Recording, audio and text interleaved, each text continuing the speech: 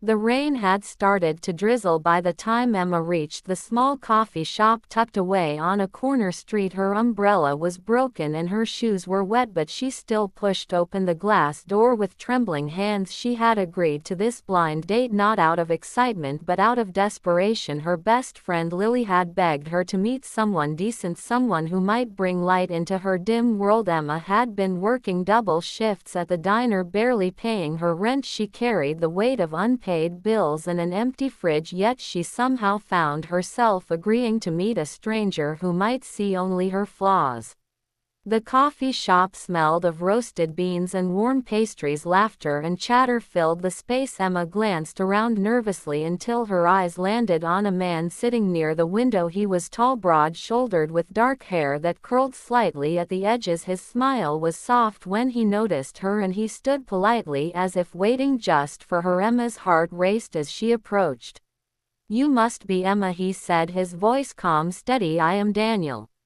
She nodded shyly, brushing damp strands of hair away from her face. She had not expected him to be this kind or this composed. Her chest tightened when he gestured for her to sit across from him.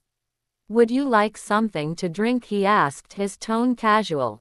Emma hesitated, her fingers twisted in her lap. She wanted coffee, she needed warmth, but the truth lodged in her throat. She had only enough coins for bus fare home and maybe a loaf of bread later. She could not afford the smallest cup here. Her cheeks burned as she whispered, "I am sorry, but I cannot afford coffee today." Daniel blinked, but instead of the awkward silence she feared, he smiled gently without a trace of judgment. Then he raised his hand toward the barista. "2 cappuccinos, please," he called before turning back to her. "You do not need to worry, Emma. I invited you. I will take care of this." Her eyes widened, her lips parted, but no words came. The simplicity of his gesture melted something inside her. She had expected pity or condescension. Instead, she saw only warmth. They sat in comfortable silence until the cups arrived, steam rising between them. Emma wrapped her hands around the mug, letting the heat seep into her frozen fingers. Daniel sipped his drink and studied her with curious eyes. "Tell me about yourself," he said. Emma lowered her gaze. "I work at a diner, mostly nights and mornings both. Sometimes I used to study literature, but I had to stop college when my mom got sick." His brows softened. "Sorry to hear that," he murmured. "And your mom, is she okay?" Emma swallowed hard. "She passed away last year." Her voice cracked and she quickly looked away, blinking back tears. Daniel did not push, he only nodded with quiet understanding. His hand rested briefly on the table as if he wanted to reach for hers but held back. Emma felt a strange comfort in his silence.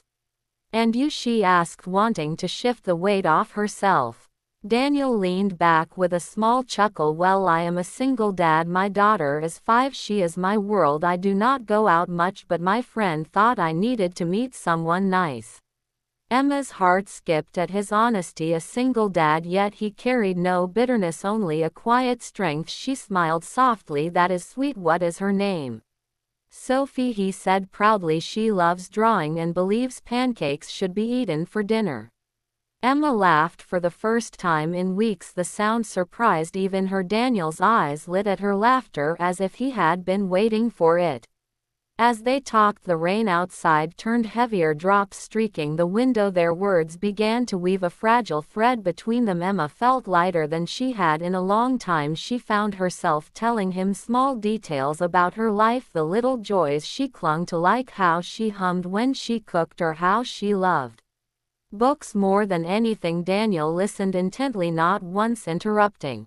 An hour passed unnoticed until Emma checked her watch. Her shift at the diner was looming. She set the cup down and whispered, "Thank you for the coffee. Really, it meant more than you know." Daniel tilted his head, studying her. "You thanked me too easily, Emma. Sometimes it is okay to let someone else care for you." Her throat tightened. She nodded, unable to reply.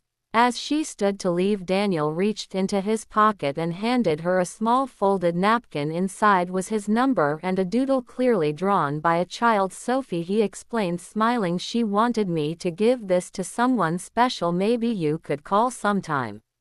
Emma held the napkin as if it were the rarest treasure, warmth spreading through her chest. She walked into the rain with trembling steps, but for the first time in years she felt a spark of hope. She had not expected kindness on a blind date. She had not expected a smile that made her heart ache, and yet here it was. Emma worked her shift that evening with her mind drifting back to the coffee shop. The napkin stayed safely folded in her apron pocket, and every time she touched it she felt warmth, as though the doodle drawn in childish strokes carried a magic she could not explain. Daniel had been different from anyone she had ever met. His kindness had not been loud or boastful, it had been quiet, steady, a smile that felt like safety. She replayed his words in her head, "You thanked me too easily. Sometimes it is okay to let someone else care for you." The following days passed with her routine unchanged, long hours at the diner, aching feet, tired eyes, yet she found herself glancing at her phone, debating whether to call. She told herself it would be silly, he was probably just being polite, a single dad, surely too busy to think of her. But late one night, when the silence in her small apartment became unbearable, she dialed his number, her heart pounding. "Hello," his voice came through, warm and steady. "It is Emma," she whispered nervously. "I hope I am not bothering you." "Not at all," he replied, his smile almost audible. "Sophie will be thrilled. She asked about you." Emma laughed softly, surprised. "Really?"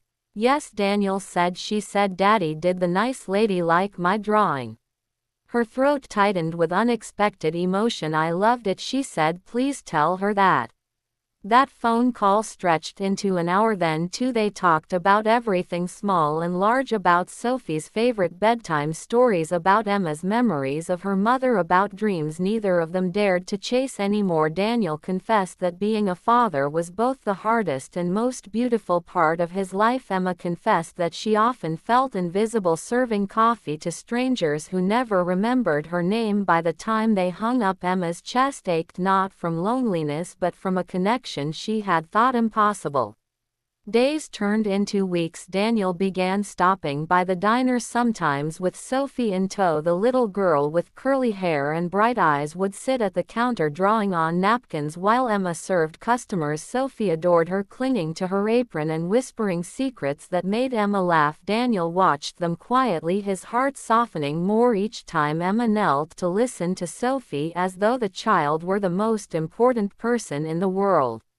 One Sunday afternoon, Daniel invited Emma to the park with them. Emma hesitated but agreed. Sophie tugged at her hand, pulling her toward the swings, her laughter echoing through the crisp air. Daniel pushed Sophie gently on the swing, then stepped back, watching Emma help tie the little girl's shoelaces. His chest tightened. Emma was not just kind, she carried gentleness in every movement, and he found himself imagining a life where she might not just be a visitor but a piece of their family.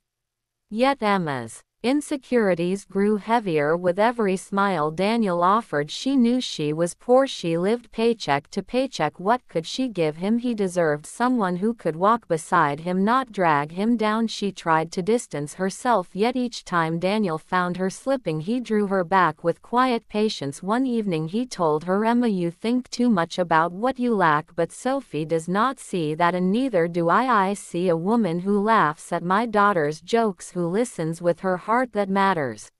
Still, Emma did not know Daniel's truth. He never spoke of his work. He always dressed simply, met her at modest places, brought Sophie along. She assumed he was just another hard-working single parent, maybe slightly better off than her, but never wealthy, never powerful. What she did not know was that Daniel was CEO of a large company. He had chosen not to reveal it because too many people had judged him for it. He wanted to be seen as a father first, not as a man with money. The reveal came unexpectedly. One evening Emma had finished her late shift when she found Daniel waiting outside the diner, his car parked nearby, Sophie asleep in the back seat. He looked hesitant but determined. "I wanted to tell you something, Emma," he said. Emma frowned, worried. "You are scaring me."